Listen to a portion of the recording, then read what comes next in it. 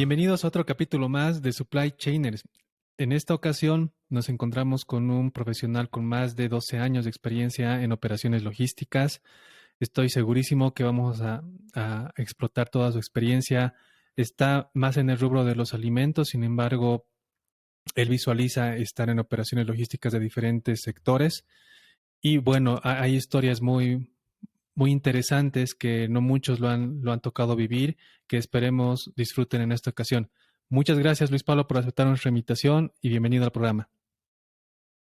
Muchas gracias más bien a ti, Ángel, y a Supply Chainers por invitarme y por dejarme compartir algo de mi vivencia profesional y personal. Excelente, Luis Pablo. Comencemos con la pregunta para que te conozcan. ¿Quién es Luis Pablo López? Bueno, en realidad soy Luis Pablo Manuel López Alarcón, soy ingeniero industrial de profesión, apasionado de la logística, o sea, una persona que me encanta, o sea, me encanta todos los aspectos y todos los procesos que intervienen dentro de la logística. Eh, Tengo una maestría en dirección de operaciones y logística. He hecho varias especializaciones en tanto lo que es logística integral como administración de operaciones. Y gracias a Dios he tenido la oportunidad de trabajar en empresas muy importantes dentro de nuestro ámbito nacional, tanto en el líder de helados, he estado en una de las empresas más grandes del mundo a nivel alimenticio y también he estado en el líder del rubro avícola y en la actualidad he vuelto pues al líder de los helados. Entonces es bastante interesante lo que Dios me ha permitido vivir y bueno, las cosas que hemos podido ir desarrollando. Excelente, Luis Pablo. Ahí para contarles un poco del contexto. Yo lo conozco, Luis Pablo, del diplomado y antes de comenzar la grabación le recordaba eh, cómo él era uno de los más expertos en el curso y debatía con los docentes. Y, y no, yo estaba en mis primeros pasos, ni siquiera con experiencia en logística y era interesante tener ese tipo de charlas y ahora nos encontramos en ese espacio donde esperamos debatir igual en ese sentido y que nos compartas todo eso que has podido recolectar en tu experiencia. Y ahí comienzo con la primera consulta. ¿Dónde comienza tu pasión en logística? ¿Dónde das tus primeros pasos? Esos pasos que muchos están esperando dar en este momento, los que están saliendo de ingenierías, los que están especializándose en logística. ¿Cuál fue tu experiencia en ese aspecto? Bueno, a ver, para para hacerlo, mi pasión por la logística empieza aproximadamente el 2002. 2002 cuando un año después de que salgo de la universidad y ingreso a trabajar al gigante heladero de La Paz, que es Delicia, y entro a trabajar al área comercial y posteriormente voy al área de producción. Y cuando estaba en el área de producción se da la oportunidad de que establezcamos el área de expedición. Y ahí empieza a nacer ese bichito por trabajar en logística, por trabajar en, el, en lo que yo le llamo el corazón de un proceso de distribución. ¿Por qué el corazón? Porque eh, la, el área productiva es aquella que te va dando toda la energía, todo el input, ¿no? O sea, todo lo que es el aire, el agua, la sangre, todo que va hacia tu corazón. Y tu corazón es el que bombea y el que hace que las cosas se muevan y el que hace que la energía o que todo esto que estaba almacenado se mueva a través del área comercial. Entonces, gracias a Dios, yo había pasado por las tres, inicialmente por los dos campos. Había pasado por el área comercial y había pasado por el área de producción. Entonces, conocía los dos criterios, tenía el know-how de ambos procesos y los quise llevar ya hacia el área de logística y el área de distribución. Entonces ahí fue que Expedición en ese entonces en Delicia estaba pues empezando, estaba naciendo. Entonces lo fuimos formando junto con otros profesionales con los que en ese momento yo estaba trabajando, ¿no? Entonces ahí es donde nace mi pasión por la logística. Aquí me nace una curiosidad. ¿Tú crees que para ser un buen logístico es necesario pasar por un área de ventas y producción? Yo creo que o sea, en realidad la logística es algo que te enseña a que siempre tienes que vender, ¿ya? O sea, un logístico que no sabe vender no es logístico, porque no va a entender a su cliente interno que viene a hacer venta. Y tampoco va a entender a su cliente interno que es producción, ¿no? O cuando estás en una importadora, a las distintas empresas a las que les compras producto, digamos, ¿no? Y lo almacenas para poderlo distribuir.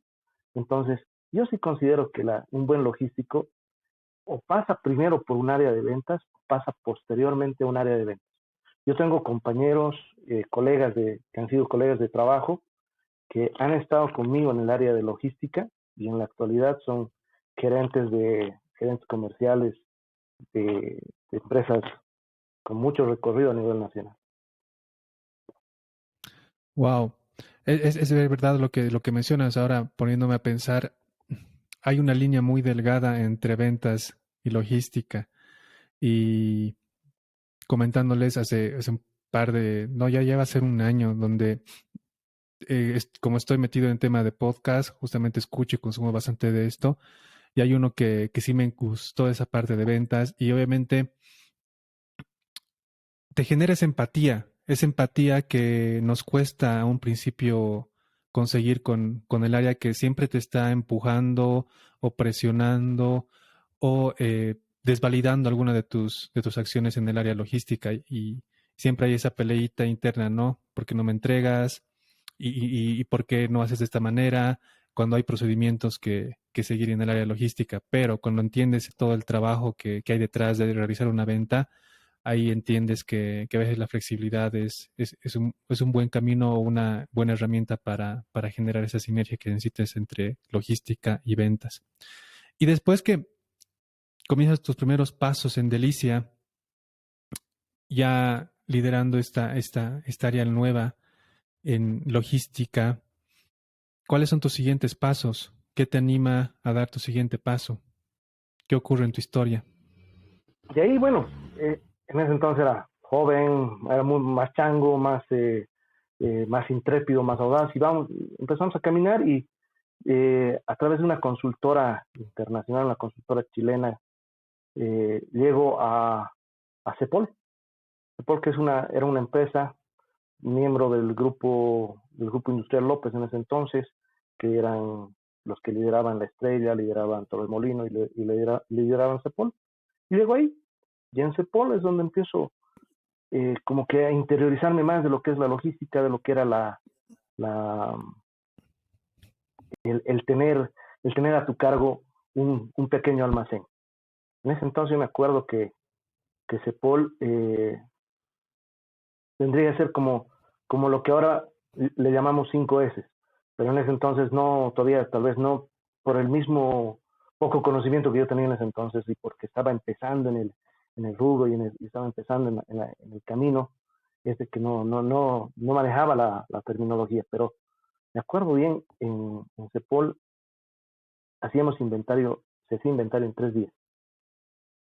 Y de ahí, Wow. junto con, junto con una ingeniera eh, que trabajó conmigo, empezamos a hacer cosas nuevas. Empezamos a primero ordenar de la casa, empezamos a hacer, eh, suena medio raro decir, hacíamos recetas, ¿no? O sea, la receta de cuánto para hacer un cierto producto necesitábamos tanto de tinta, tanto de solvente y así, ¿no? Y todos los materiales que van en medio, ¿no? Parafina, cuando haces el papel, el papel con el que se envuelve la levadura, ¿no? Entonces, o bueno, se envolvía porque actualmente creo ya no se utiliza ese proceso, sino que, y todas esas cosas fuimos ordenando, ¿no? Fuimos armando como un recetario más o menos de cuánto necesitábamos para hacer 100 kilos de producto, ¿no? Entonces, nos fuimos alineando de tal manera que el logro fue que el inventario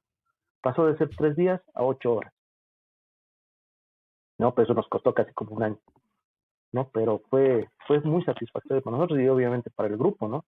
Y logramos entrar a mercados a los cuales nunca habíamos pensado, porque inicialmente había gente que te decía, te firmaba un contrato y te decía, pucha, te vas a hacer inventario 3 días, o sea, vas a parar la producción 3 días, y era complicado, ¿no? Incluso para el grupo económicamente era bien complicado. Y ahí entiendo. fue. Mover un 300% ese número es un logro gigantesco. Y acá hay una encuesta que ahí por LinkedIn se me topó y a nivel Latinoamérica, porque la encuesta era en Latinoamérica, tenemos ese concepto de que un almacén en la logística es un lugar como una bodega donde entras y sacas material. Pero cuando ya estás dentro de una operación de almacén, cambia todo. ¿Qué nos podrías compartir desde tu perspectiva? ¿Cómo es este camino de manejar almacenes? ¿Es como se tiene, es como la percepción nos dice, que es un lugar donde entran y salen mercaderías, o es realmente un mundo complejo de administrar? Yo no diría que es un mundo complejo de administrar, yo te diría que es un mundo apasionante de administrar. O sea, porque dentro de un almacén suceden un montón de cosas. Suceden desde, o sea, tú ahí ves, eres el primero que ve cuando llega un producto nuevo. Es el primero que como que se le llama la atención el producto nuevo y como que el que les pasa el chisme, si quieres verlo así, a tu amigo de ventas, no a todo el equipo de ventas, no, a tu amigo de ventas, ¿no? Y él es el que agarra y dice, mira, y va con la noticia, va con la primicia. Eso es lo que hace. El almacén es un lugar donde, como decía al principio, es como el corazón. Ya todo lo llega primero a él, ¿no? Y van los sentimientos también, ¿no? Cuando las cosas van mal en una empresa, ¿no? Ves tu almacén, pues, de que se va vaciando, que no se va surtiendo, ¿no? Incluso es donde empiezan a ver para mí, los cambios tecnológicos van empezando en el almacén, ¿no? Ahora, hay que tener bien claro, hay mucha gente que piensa que un almacén es un centro de distribución, y no es lo mismo. Un almacén no es un centro de distribución. Es parte de un centro de distribución, pero no es exactamente, ¿no? Eso es algo que mucha gente aquí y en muchos lugares lo confunden, ¿no? ¿Y podrías explicarnos más a fondo, de manera conceptual, cuáles serían los conceptos que tú tienes para centro de distribución y almacén, para los que recién están comenzando sus primeros pasos en logística? Mira, para mí un centro de distribución es aquel que, o sea, no solamente contempla la operación de almacenamiento, sino también contempla las otras operaciones. Contempla que tengas distribución, o sea, inicialmente que tengas almacenamiento, que tengas un proceso de despacho y distribución, que tengas el proceso de logística inversa, que tengas un área que te controle inventarios, ¿no? Que te haga toda la gestión del inventario, no solamente del recuento de las mercancías y lo compare contra un sistema, ¿no? Y obviamente que tengas un sistema, ¿no? Ahorita, por ejemplo, aquí en La Paz hay una empresa de logística y transporte que hace unos 2 meses más o menos ha inaugurado un Urban Distribution Center.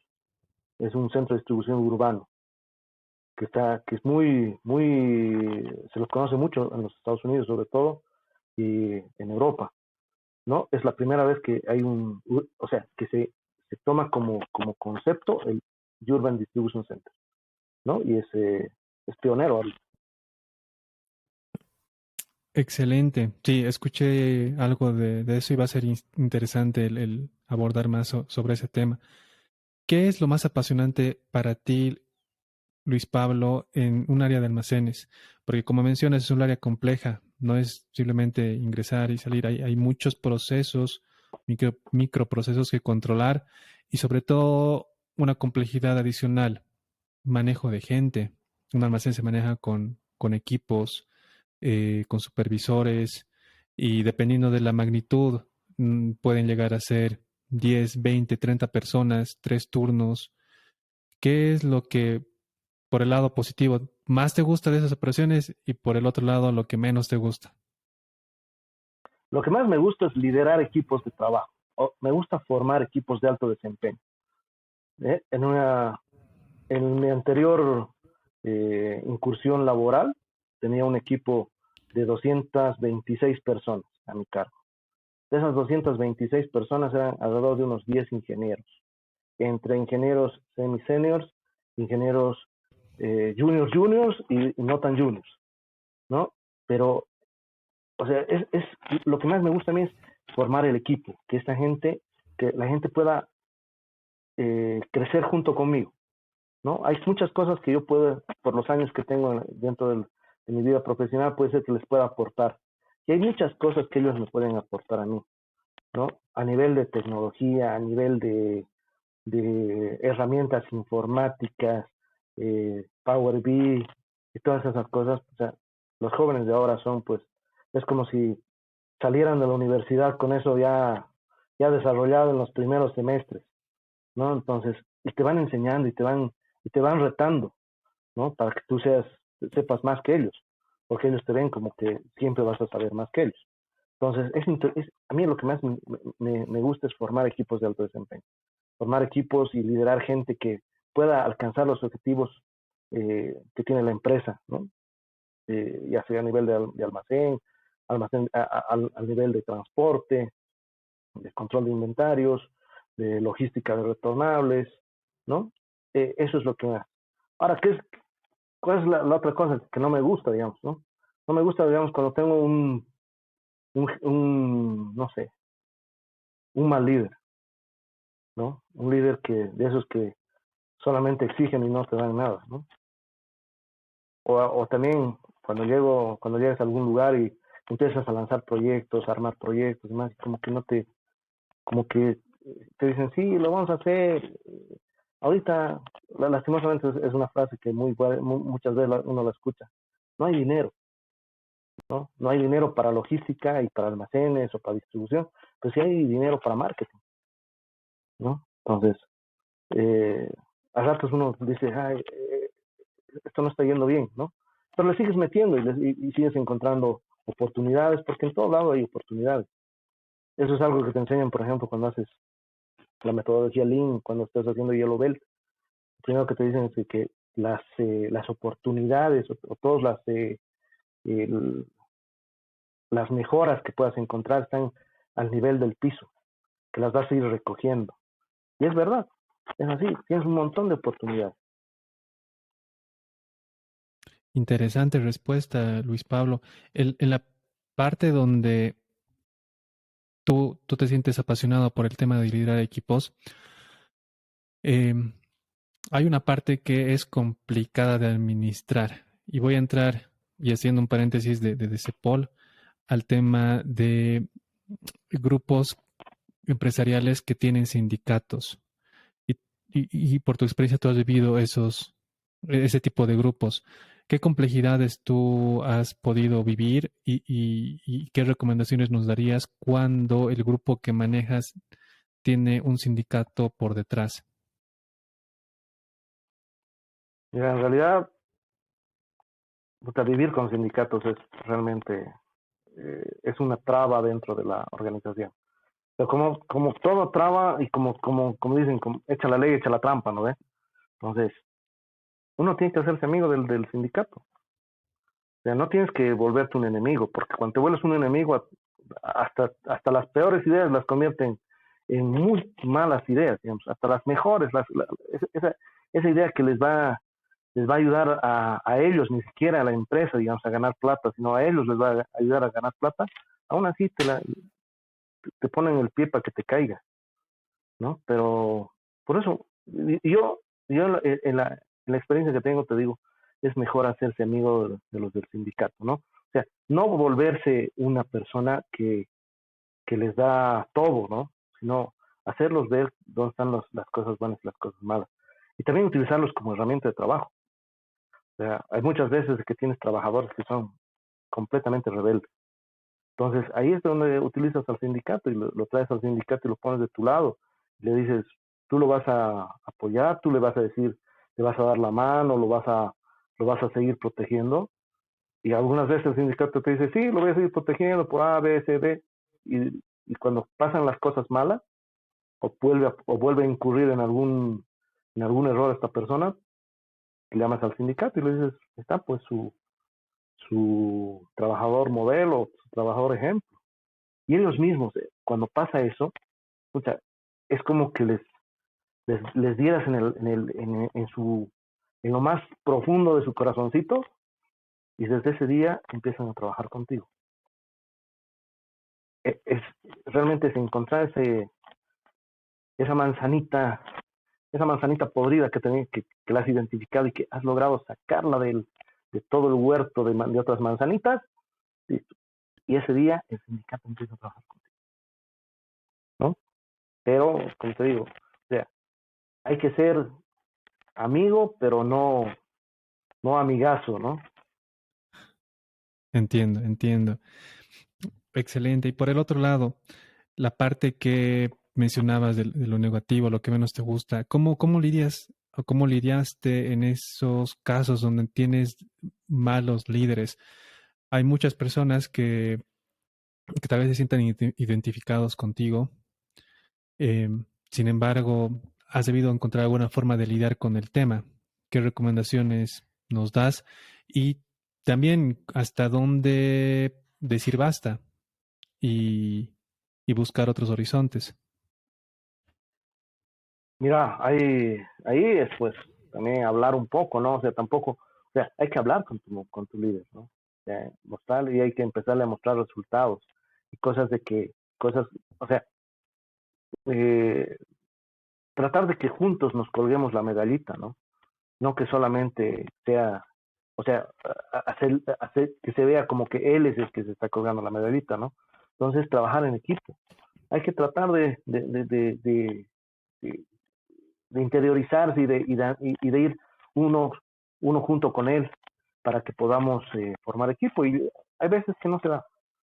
Hay veces de que hay choque de caracteres, hay veces que la situación pues llega a un punto en el que dices, bueno, de modo, o sea, es mejor seguir llevándonos bien como profesionales y como amigos que seguir discutiendo, porque la vida tiene muchas vueltas, muchas vueltas. Está, lo que viene sucediendo contigo, digamos, contigo y conmigo. Nos hemos encontrado en un diplomado, ¿no? De ahí, casualmente, nos hemos vuelto a encontrar en una empresa por un corto tiempo. Ahora estamos, gracias a tu invitación, estamos haciendo esta entrevista, bueno, este podcast, ¿no? Y mira, es así, la vida es así. Y la logística en Bolivia, los logísticos en Bolivia somos, no te voy a decir que los podemos contar con los dedos de una mano, pero no somos millones. Entonces nos conocemos a varios, ¿no? Y bueno, puede ser que justo ese día, eh, que no sé, por X o otro motivo, llegas a dar una consultoría y te encuentras otra vez con esa persona que lo considerabas un mal líder y ahora, eh, no sé, está en un puesto de decisión y bueno, no te vas a tragar todo lo que te has peleado con él. Tienes que tratar de siempre de sobrellevar a las personas. Excelentes aprendizajes, Luis Pablo. Ya cuando terminas el tema de CEPOL, migras a otra compañía después de haber conseguido todas esas metas, esos logros en CEPOL. ¿Cuál es tu siguiente paso? Mi siguiente paso es el monstruo. Llego a Nestlé. Llego a Nestlé Mm. Bolivia y, bueno, en realidad Nestlé. Y como medio, como vínculo, Nestlé Bolivia. Y ahí la parte más gruesa de mi carrera, digamos, mi carrera profesional. En llego a estar casi 10 años, ¿no? Y empecé siendo supervisor de warehouse y terminé siendo jefe de un centro de distribución moderno que lo teníamos junto con el operador logístico que mueve Nestlé aquí en Bolivia, ¿no? Y un centro de distribución eh, realmente moderno, ¿no? Era uno de los pocos aquí en La Paz que contaba con order pickers, que contaba con WMS. Eh, hasta el tiempo que estuve, un WMS muy en pañales, pero WMS al final, ¿no? Luego, bueno, a nivel de infraestructura, era un centro de distribución que tenía docks de carga, que tenía, eh, va a sonar medio raro lo que voy a decir, tenía piso pulido, pero gran parte de los almacenes y aquí en Bolivia muy pocos tienen piso pulido, ¿no? Ese piso que no tiene juntas de dilatación y que te permite tener herramientas eléctricas que te van, que pareciera que están flotando sobre el piso, digamos, ¿no? Y evitas daños de rodamiento, daños eh, o sea, que se te dañe el equipo. Entonces, fue muy, fue lo más bonito. O sea, yo siempre lo voy a tener en mi corazón y siempre lo voy a tener como mi enseñanza de vida, mi universidad de posgrado, Nestlé. Me acuerdo, cuando estábamos en diplomado ya estabas en Nestlé, si mal no recuerdo. Sí, sí, estaba prácticamente, sí, a la mitad de mi vida en Nestlé, ¿no? Nestlé me permitió, como te dije, ser primero supervisor de warehouse acá, donde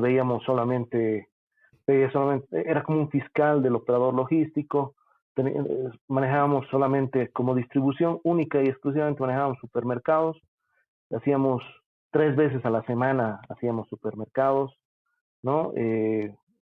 La distribución era muy pequeña.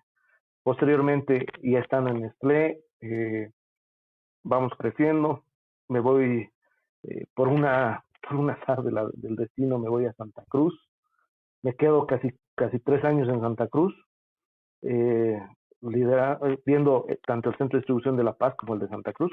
Si bien aquí en La Paz teníamos un supervisor de warehouse, pero yo como que era la persona que estaba siempre sobre él, el que supervisaba sus tareas, ¿no? Entonces estaban los dos centros de distribución. Posteriormente vuelvo a La Paz. Ya estando en La Paz, Nestlé adquiere Fagal, ¿no? Y me toca participar de todo lo que es la entrega, ¿no? De Fagal a Nestlé con, con todos los condimentos que tiene, pues, el pasar, que una empresa nacional pase a ser una transnacional, entre a una transnacional, ¿no? Y tengamos y nos tocó alinear todos los procesos. Ahí fue la primera vez que entré a ver mejora continua, ¿no? En el tema de recibí capacitación en lo que en Nestlé se llama Nestlé Continuous Excellence, o se llamaba, ¿no? Porque no sé cómo están en este momento. Y fue, fue así. Manejaba transportation, manejaba uno de mis jefes cuando estaba en Santa Cruz me enseñó, me puso a cargo de pricing. Entonces, al final terminé siendo como un analista de pricing, ¿no? Entonces, fue bastante interesante, aprendí muchas cosas, aprendí cosas de gestión más que de operación, ¿no? O sea, no, perdón, aprendí gestión y aprendí también operación, ¿no? Pero mucha gestión, mucha. Aquí hay una duda a ver, yo lo he vivido y cuando conversas con profesionales en el ámbito, un problema que está siendo cada vez más complejo de administrar es la rotación del personal, donde ya hoy en día una persona está 1 o 2 años y quiere cambiar de trabajo.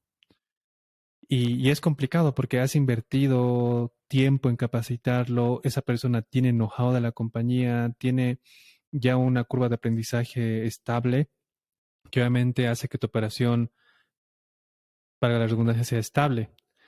¿Cómo tú llegas a automotivarte para continuar 10 años? ¿O tú consideras que es un tema más coyuntural y no tanto de ti, Luis Pablo, el que hayas llegado a estar 10 años en una empresa, que no es muy común hoy en día en los profesionales que están comenzando sus caminos, ¿no? Bueno, en realidad sí, yo creo que es más coyuntural porque eh, eso eso hablaba un día con la encargada de recursos humanos de una, de una empresa de retail en Santa Cruz. Me decía que los jóvenes en la actualidad ya no se enfocan en un área específica, sino que es como que en algún momento se cansaran de algo, no les gustara y pican a otra cosa, ¿no? Dentro del mismo proceso, ¿no? O sea, si digamos están en logística, pasa algo en logística que no les gusta, o algo que les ha llamado del área comercial y se van al área comercial y están un corto tiempo en el área comercial y luego vuelven a logística, se van a producción o se van a marketing, ¿no? Entonces, esas cosas, ¿no? Esas cosas, tal vez esa coyuntura, ¿no? En mi caso, eh, fue porque fui escalando, o sea, me fueron dando más responsabilidades dentro de la compañía, ¿no? O sea, eso es lo bueno que tienen las transnacionales, ¿no? O sea, te van incentivando, te van haciendo pasar cursos, ¿no? Y y van tratando de cuidar a su mano de obra, ¿no? ¿No? Pero y yo creo que sí, fue por eso, ¿no? Que me quedé tantos años. Hasta que, bueno, apareció una opción laboral que era lo que yo quería hacer en el futuro y bueno, el ciclo por el En- momento quedó ahí. Entiendo, entiendo. Y una de tus experiencias que me encantaría escuchar, y estoy seguro a todos, es cómo es esa experiencia de vivir ese traspaso de operaciones. No muchas compañías hoy en día tienen un departamento de M&A donde adquieren compañías y tienes que esa operación que funcionaba con un ADN diferente se una a tu ADN. Y ya me imagino la complejidad. Si simplemente capacitar una persona nueva en tu equipo ya es un dolor de cabeza, no me imagino el dolor de cabeza de toda una operación, una fábrica, una operación logística de distribución. ¿Cómo lo vives tú, ese proceso en esos años?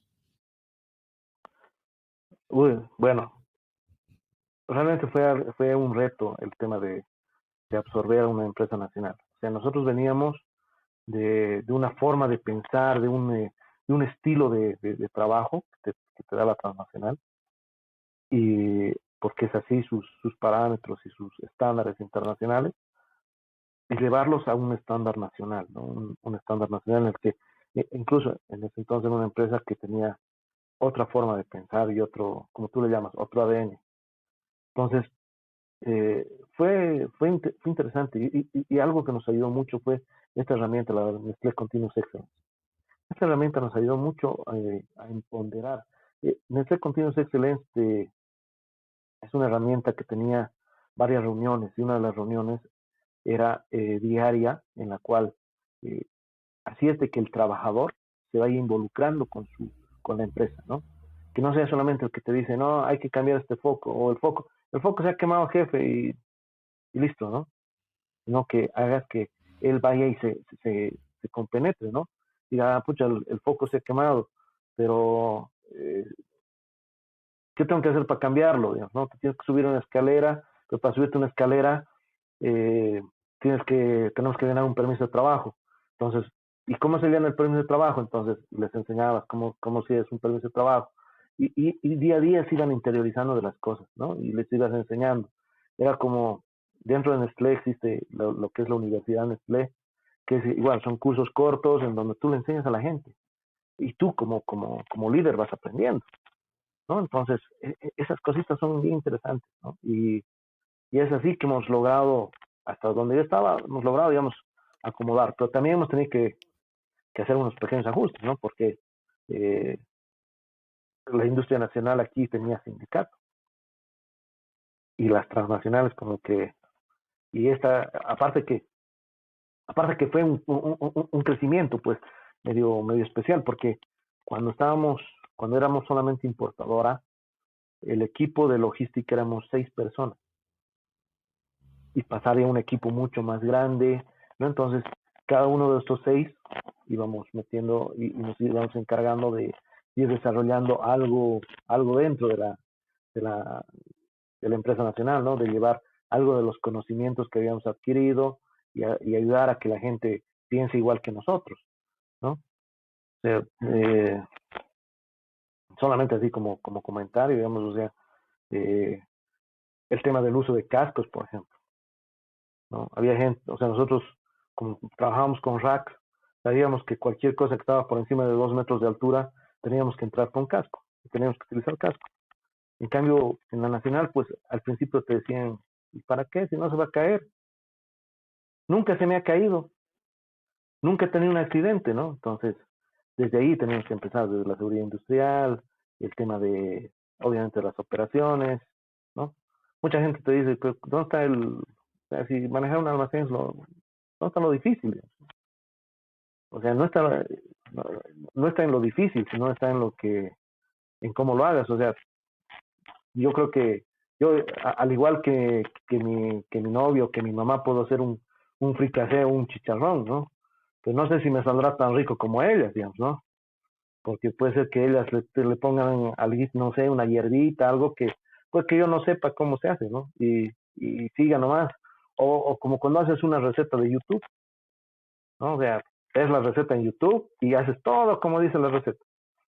Lo único que falta es pues que en YouTube nadie te dice cómo, qué saborcito tiene, ¿no? O sea, ves la cara, ves las expresiones de la gente. Entonces lo mismo pasaba, ¿no? O sea, todas esas cosas así como un video de YouTube, así les íbamos enseñando las cosas a la gente. Excelente, Luis Pablo. Bueno, voy a volver al tema de sindicatos porque es un tema que se escucha en pasillos, pero es muy polémico de conversar, porque se torna más político. Sin embargo, quiero darle una perspectiva más operacional. Ya nos has comentado cómo tú has abordado ciertos temas con personas puntuales que son las manzanas verdes.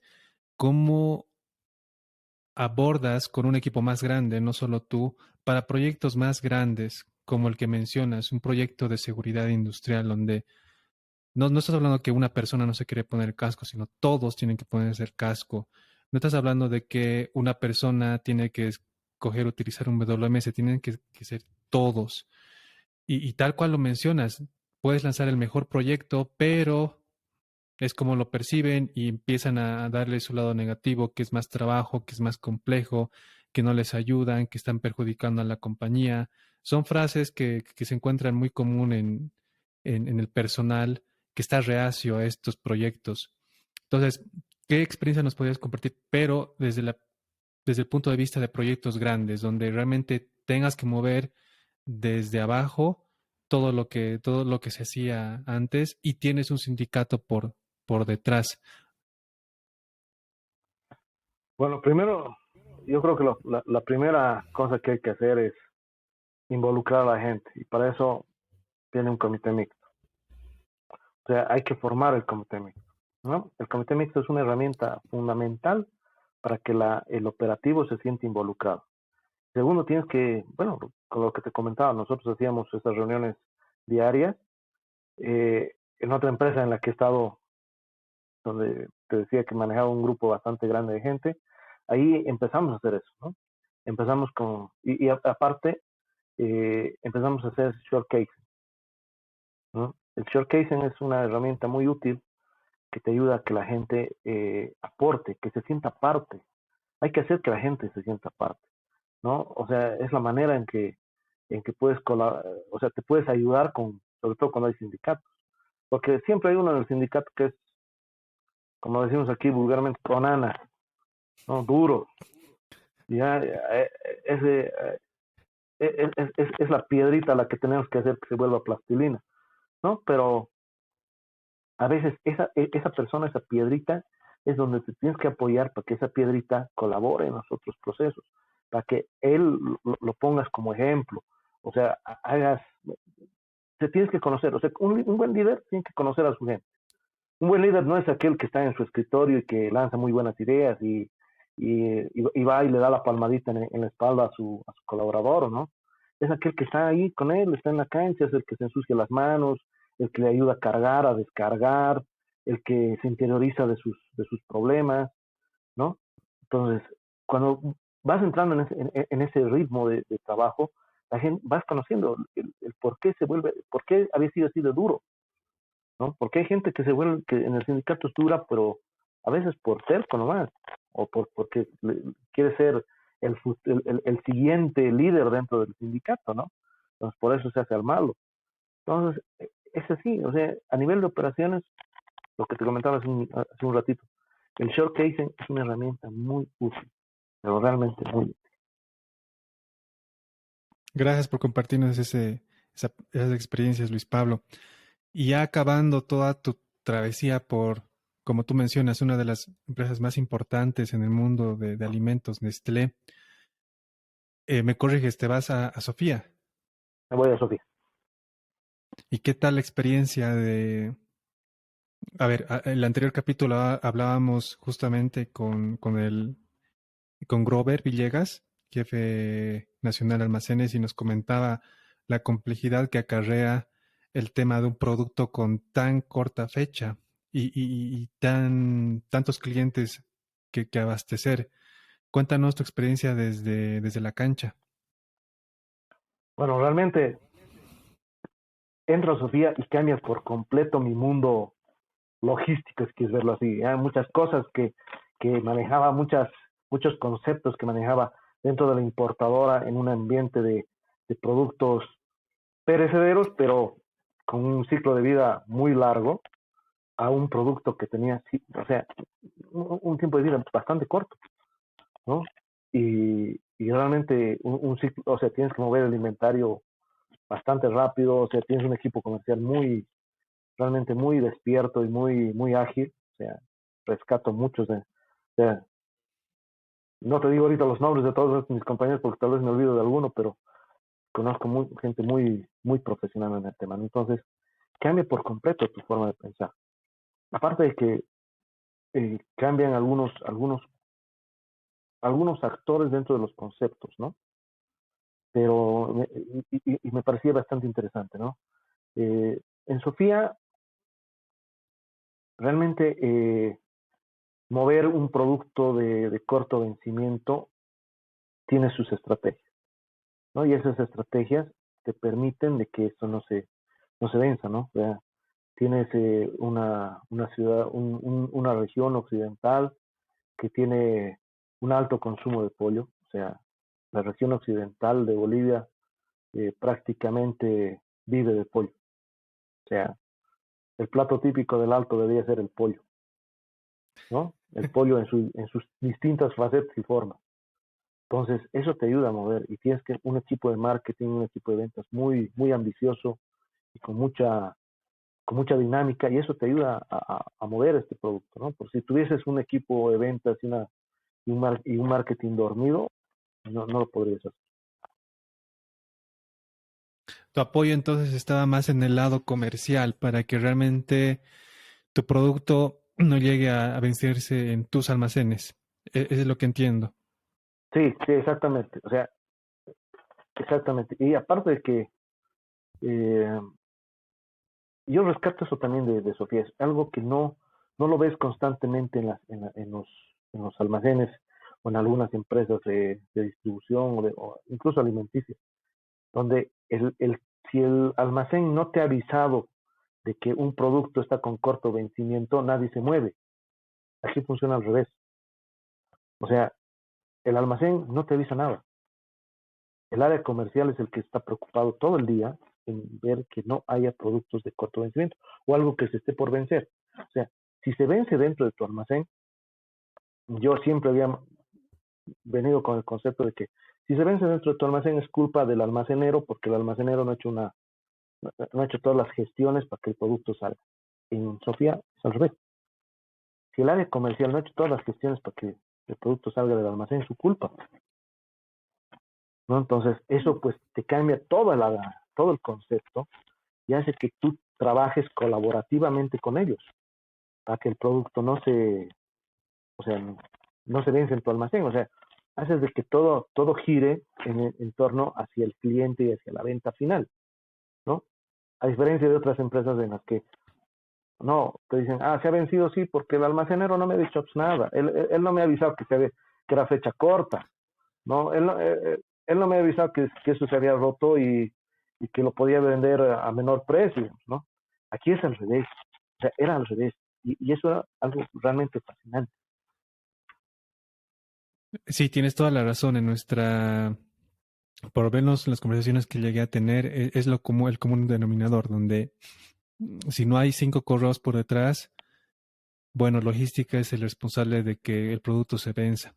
Y bueno, otros temas más que entran en la ecuación, como el tema de eh, el, el- el forecast, el presupuesto, budget, el nombre que le pongan en la empresa estaba erróneo y se ha desviado tanto y por eso hay vencimiento y toda esa peleadera que conocemos los logísticos y comerciales en el día a día. Algo que causa curiosidad es mm, cómo, no sé si tú has vivido ese cambio cultural donde comentas que el área comercial era responsable de todos esos procesos o ya estaba implícito. Y si ya estaba implícito, ¿cómo te adecuas tú a esa cultura y tu foco de antes estar con un mindset de preocuparte en las fechas cortas, a dónde se dirige? ¿Qué provoca esa cultura en tu forma de actuar como logístico?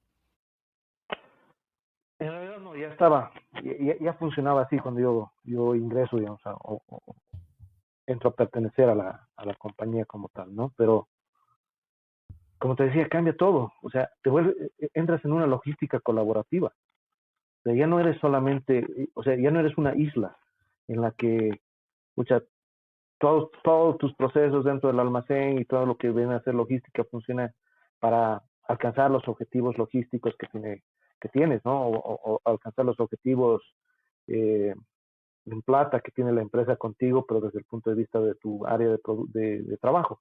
No, entra como un equipo en su conjunto, o sea, todos empujan el carro del mismo lado. Entonces cambia por completo. Entonces, y eso incluso te permite trabajar en las otras áreas, eh, en mi caso, por ejemplo, liderar los proyectos de Lean, de mejora continua que tenían las distintas áreas, hacer que la gente pues empiece a pensar o empiece a trabajar en proyectos para mejorar el desempeño de su área, ¿no? Orientados a que no tengamos pérdidas, ¿no? A que tengamos mejores resultados, a que lleguemos al cliente en mejores condiciones, con una mejor presentación, que evitemos tener desfases en las variables críticas del proceso, ¿no? Y cosas así.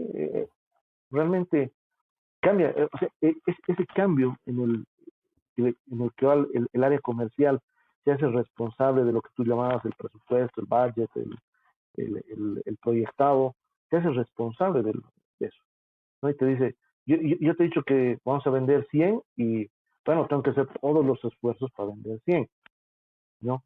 No es que, ah, es que mi asistente o mi analista había puesto 100 cuando en realidad no había sido 100, había sido 10, pero he malinterpretado la cifra y empiezan, y es donde empiezan las cadenas de mails y vamos de un lado al otro. En este caso no, era todo colaborativo, todos empujábamos el carro del mismo lado.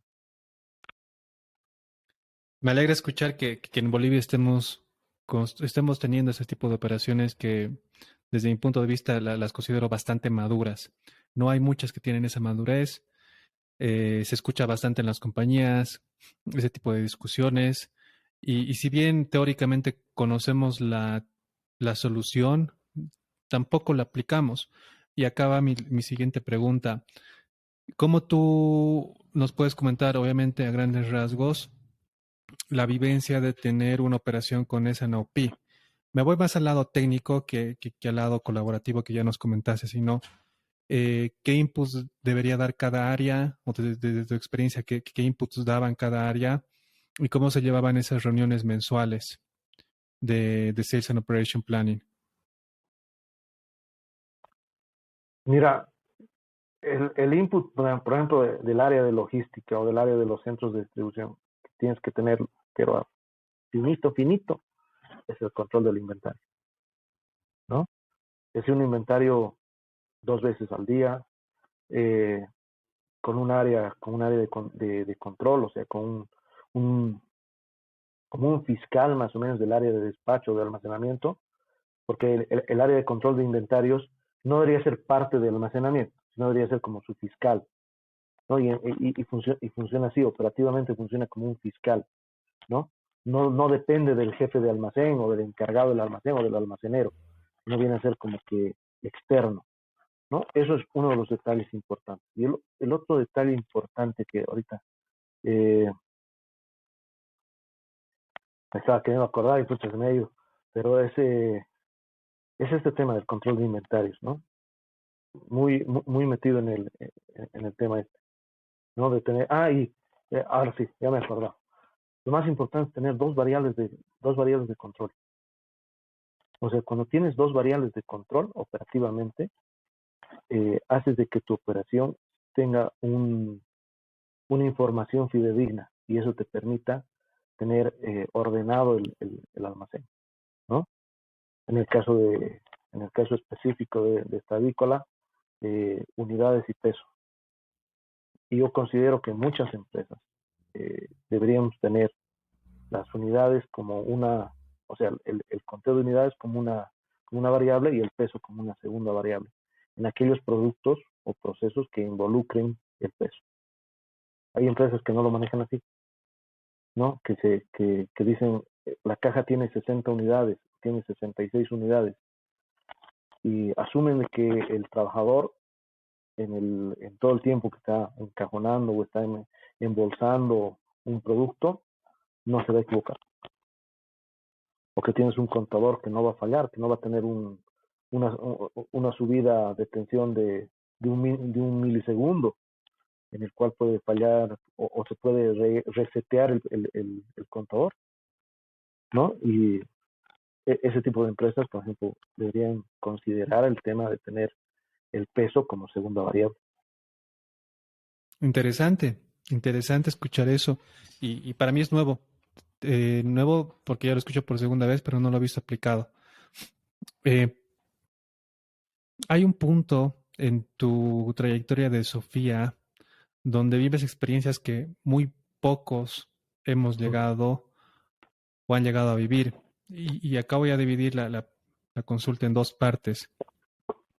La primera es el tema de cambiar tu distribución normal por carretera aérea y la otra mm, de parar tus operaciones por un saqueo. Coméntanos qué tal te fue en esa coyuntura. Y para los que nos escuchan fuera de Bolivia, les doy un poco de contexto.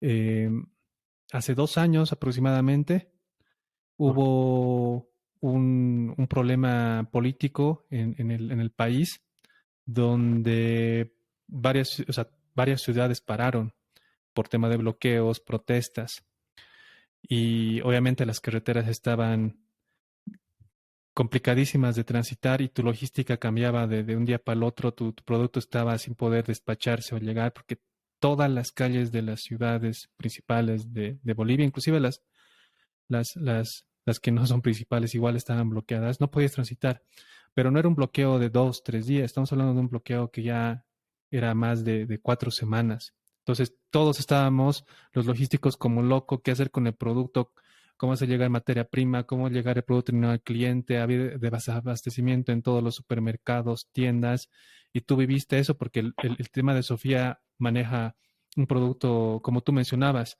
que si el plato, si tuviéramos un plato típico en el alto es el pollo, entonces que falte pollo era crítico en la canasta familiar de los bolivianos. ¿Cómo lo viviste, Luis Pablo? Bueno, desde ya vivir el momento del saqueo es algo que nunca se va a borrar de mi mente, de llegar a mi centro de distribución y verlo eh, ultrajado, ¿no? Eh, paramos 2 días, paramos 2 días porque en realidad la ciudad de La Paz paró 2 días, ¿no? Entonces nosotros paramos 2 días, fueron los únicos 2 días que paramos. Y de ahí yo rescato dos cosas importantes. Una, la gente, el obrero de Sofía. Nos reunimos en la antecámara, todos, nos, nos agarramos de la mano, todos, rezamos un Padre Nuestro y nos dimos ánimos todos, todos. Y decíamos que íbamos a resurgir, que esto no era el final, que nosotros que éramos grandes y íbamos a seguir siendo grandes y que íbamos a volver al lugar en el que estábamos. Y lo logramos. Logramos hacer eso. Ahora, ya hablando operativamente, me tocó vivir la logística aérea, algo que yo nunca había visto, nunca había hecho en ninguna empresa, y es completamente distinta a la logística terrestre, ¿no? La logística terrestre, específicamente el pollo tiene esa grasa, ¿no? Es la mezcla de agua y sangre que tiene dentro del pollo que va chorreando, ¿no? Y que en un trayecto terrestre, pues no hay mucho, no es un conflicto, digamos, ¿no? Porque vas chorreándose la tierra, digamos, ¿no? La carga de un avión no puede haber una gota, no puede haber una gota porque gran parte del fuselaje es de aluminio y se tiende a corroer. Entonces teníamos que hacer pues todo el equipo de Santa Cruz mandaba el producto realmente forrado y bien protegido y teníamos que subirlo bueno, lo subíamos al avión, llegaba aquí a La Paz y hacíamos todo el proceso inverso, ¿no? De sacar todo el plástico porque venía súper envuelto. Y nos tocó un día, pues, que en medio de todo el conflicto social, pues la gente que nos hacía el estibaje no podía llegar al, a la base aérea. Entonces nos tocó a todo el equipo subir a descargar un avión. Y no decir, pues, como descargar un camión, que vos agarras, te subes al camión con tu transpalet y vas jalando el producto hacia la boca del camión y de ahí vienes con tu montacarga o con tu transpaleta y lo sacas. Nadie sigue así. Nadie así que tienes que empujar un pallet hacia adelante y como que todos los otros pallets que van hacia atrás los tienes que ir empujando uno por uno, pero nivelando el peso, porque el avión había sido como un sub y baja, o sea, si le metes mucho peso adelante, se tira la nariz al piso y no la puedes levantar, nunca más. O sea, tienes que venir con otro equipo. Entonces era pues, ahí teníamos que estar entre todos, o sea, una parte del equipo hacia atrás, ¿no? Y el mismo operativo del avión que nos decía, no, empujen, empujamos hacia atrás, empujen hacia adelante, o sea, íbamos así, moviéndonos, pero como que bailando, digamos, dentro del avión, ¿no? Entonces, ese tipo de cosas. En esa temporada eh, descargamos más de 60 aviones, más de 60 aviones. Y era así, ¿no? Y aparte, eso fue el tema del tema del avión. De ahí en más teníamos que hacer pues toda una logística, eh, entre, o sea, con todo mi equipo veíamos diariamente por dónde movernos, porque, ¿no? O sea, el pollo es un producto de alta necesidad, de primera necesidad y te podían abrir los camiones, te podían abrir los camiones. Entonces teníamos, eh, en eso es algo que también rescato de Sofía, que tiene un plan de continuidad de negocio, que tiene establecido qué hacer, tiene todo un protocolo de qué hacer en momentos de crisis, ¿no? Entonces, y que posteriormente lo fuimos mejorando con esta vivencia, digamos, ¿no? Pero fue algo, o sea, como que está escrito y sabes más o menos por dónde guiarte y qué cosas hacer, ¿no? Eso fue algo muy interesante. Realmente, descargar un avión para mí ha sido algo que nunca he dicho.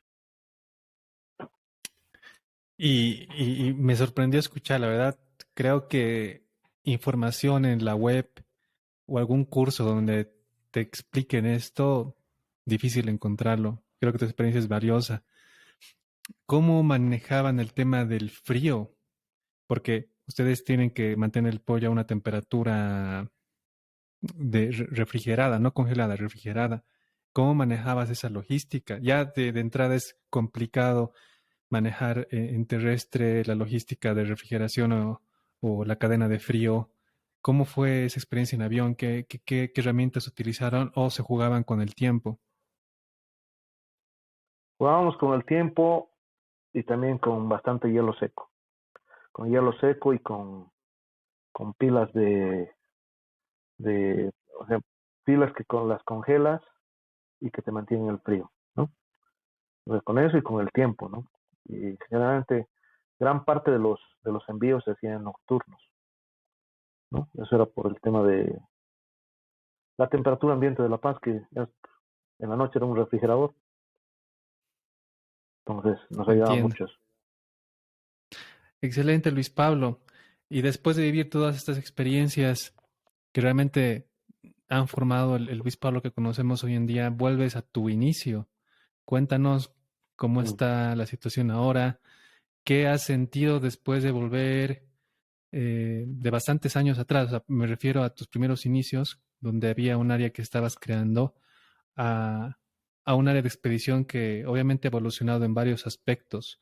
Y cuéntanos qué tal esa experiencia de volver a la industria donde te dio los primeros pasos en logística.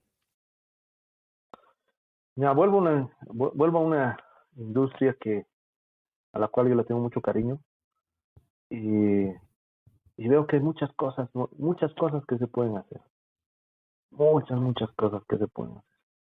Eh, Lastimosamente, bueno, es una de las empresas que tiene tiene un sindicato muy fuerte, digamos, ¿no? Y gente muy dura, ¿no? Entonces, hay que trabajar con ellos, es empezar a trabajar con ellos, ir labrándola gotita a gotita la piedra para que podamos hacer las cosas que se necesitan. Y también un poco, el otro día eso lo hablaba con la persona que ve análisis y control de gestión, de que hay muchas cosas que nosotros las manejamos teóricamente y que las manejamos de otras empresas y porque normalmente se hacen así en otras empresas y aquí se hacen de otra manera. Entonces hay que ver cómo enlazamos ambas, ¿no? Y encontramos un punto en común. Recientemente nomás uno de los trabajadores logró hacer una mejora tecnológica, ¿no? O sea, eh, yo creo que de aquí, de aquí un par de meses vamos a tener un WMS, ¿no? No tan, yo no le diría, no tan industrial, pero sí, o sea, le podemos poner entre comillas artesanal, pero WMS al final, ¿no? Entonces, y eso es bien interesante y eso no nace de un grupo de profesionales o de un grupo de jóvenes porque sí viene de un líder que tiene y viene de una persona que es, bueno, un, de mano de obra calificada, ¿no? Entonces, es interesante. Y como te digo, hay muchas cosas, hay cosas muy bonitas que se pueden hacer. Una pregunta que ya sale de la experiencia, sale de tus experiencias puntuales, sino ya trato de englobar y ¿cómo ves tú la logística en Bolivia? ¿Cómo ves la logística después de tantos años de experiencia y de tan grandes industrias? ¿Hay una evolución exponencial, constante? ¿Qué recomendaciones darías a los que están liderando grupos logísticos grandes? ¿Cómo ves esta situación acá en Bolivia en 2022? Mira, te digo que estamos mejorando y estamos creciendo y estamos evolucionando, ¿no? La pandemia nos ha, nos ha llevado a un mundo moderno, altamente tecnológico, con mucha transformación digital. Entonces, algo que tenemos que hacer es empezar a utilizar las herramientas que tenemos a mano. Y yo creo que la industria y la logística boliviana está en eso, en modernizarse y en crecer y en ponerse a la par de otros mercados, ¿no? Eh, lo que te mencionaba al comienzo de la charla, el que tengas un Urban Distribution Center pionero, pionero, o sea, ¿no? Incluso eh, te podría decir que en ese Urban Distribution Center eh, va a tener de WMS, van a poder hacer de WMS, pero con realidad aumentada. Y eso muy pocas empresas. Yo creo que la empresa que los está patrocinando es la única que tiene en Bolivia la capacidad de tener realidad aumentada en este momento.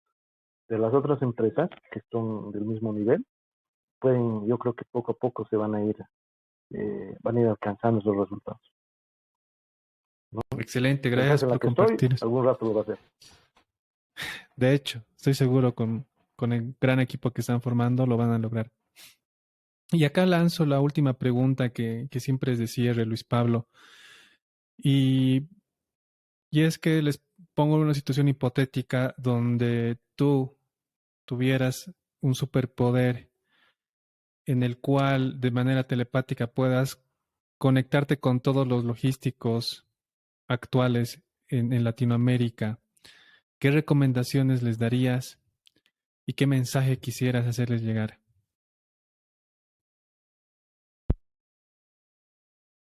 A ver, si me pudieras conectar con todos, les diría que no sacrifiquemos el costo por tener mejores resultados. Hay veces que necesitamos invertir para obtener mejores resultados. Uno. Y dos, que trabajemos mucho en la gente. La gente, sobre todo en los jóvenes. Los jóvenes de ahora tienen un potencial tan grande, tienen con tantas herramientas que es súper importante y súper interesante trabajar con ellos. Eso, y que nunca nos cansemos de crear y de pensar en cosas nuevas. Muchas gracias, Luis Pablo. Realmente tu experiencia ha sido muy grata y va a ser muy grata para los que nos lleguen a escuchar. Estoy seguro que te voy a llamar una segunda ocasión porque tenemos muchas historias más que contar. En nombre de todo el equipo que ahora está atrás de Supply Chainers, nuevamente gracias, Luis Pablo, por aceptar nuestra invitación y espero vernos pronto. Muchas gracias a ti, Ángel. Muchas gracias a todo el equipo de Supply Chainers, porque realmente me siento halagado de haber podido conversar contigo en este momento. Muchas gracias. Gracias, Luis Pablo. Nos vemos en otra situación. A todos los que nos escucharon, si todo lo que nos escucharon les es de su agrado, no olviden compartirnos en sus redes sociales. Estamos en LinkedIn, pueden encontrarnos en Spotify y también en nuestra página web. Muchas gracias a todos. Hasta un siguiente capítulo.